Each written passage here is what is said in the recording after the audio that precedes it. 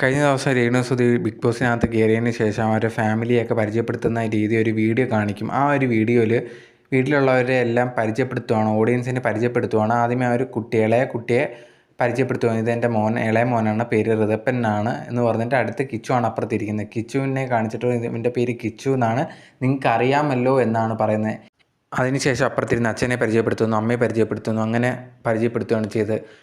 കിച്ചുവിനെ മൂത്ത മോനെന്ന് പോലും പറയാൻ പറ്റാത്ത രീതിയിൽ എന്താണ് പ്രശ്നമെന്ന് എനിക്ക് മനസ്സിലാവുന്നില്ല. ഇപ്പം സുധിയുടെ ആദ്യ മോനാണ്, വേറെ ഭാര്യയിലുണ്ടായതാണ്, ഓക്കെ. പക്ഷേ ഇന്ന് രേണു തന്നെ പറയുന്നത് എൻ്റെ മോനാണ്, എൻ്റെ മോനെ പോലെ തന്നെയാണ്, ഞാൻ എൻ്റെ മോനെ പോലെയാണ് കണ്ടതെന്ന് പറഞ്ഞിട്ട് പോലും മോനെന്ന് പോലും പറയാൻ പറ്റുന്നില്ല എന്നുണ്ടെങ്കിൽ എന്താണ്?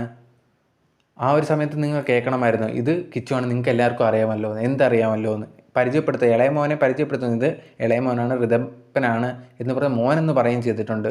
കിച്ചുവിനെ പരിചയപ്പെടുത്തിയ സമയത്ത് പറയുകയാണ് നിങ്ങൾക്ക് എല്ലാവർക്കും അറിയാമല്ലോ, കിച്ചു എന്ന് പേര് മാത്രമേ പറഞ്ഞുള്ളൂ, എന്നിട്ട് അടുത്ത ആളിലേക്ക് പോകുന്നു.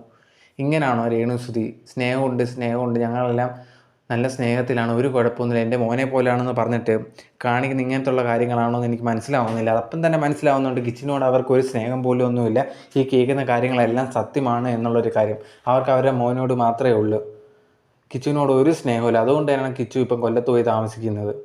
ഇങ്ങനെയൊക്കെ അതും നമുക്കതിൽ തന്നെ കാണാൻ പറ്റുന്നു. അത് കേൾക്കുമ്പോൾ തന്നെ അങ്ങനെ പറയുന്ന രേണു പറയണം ഇത് കിച്ചു എന്നാണ് പേര്, വേറെ ഒന്നും പറയുന്നത് നിങ്ങൾക്ക് അറിയാമല്ലോ എന്ന് പറഞ്ഞിട്ട് അടുത്ത ആളിലേക്ക് പോവാണ്.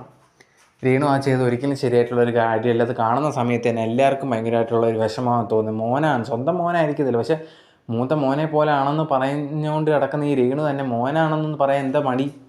അങ്ങനെ എന്തെങ്കിലും പ്രശ്നമുണ്ടോ? അതുപോലും ചെയ്യുന്നില്ല എന്നുണ്ടെങ്കിൽ രേണുവൊക്കെ എന്തുമാത്രം കള്ളമാണ് നമ്മുടെ ഈ സമൂഹത്തിലേക്ക് വന്ന് പറയുന്നത്. എൻ്റെ മോനെ പോലെയാണ് ഞാൻ കരുതുന്നത്. അങ്ങനൊന്നുമല്ല. അത് കിച്ചുവിനെ രേണുവിന് ഇഷ്ടമല്ല, അതാണ് ഒരു സത്യം. നമ്മളെല്ലാം കേൾക്കുന്നത് സത്യമാണ്. ഇവർ തമ്മിൽ എന്തൊക്കെയോ പ്രശ്നങ്ങളുണ്ട്.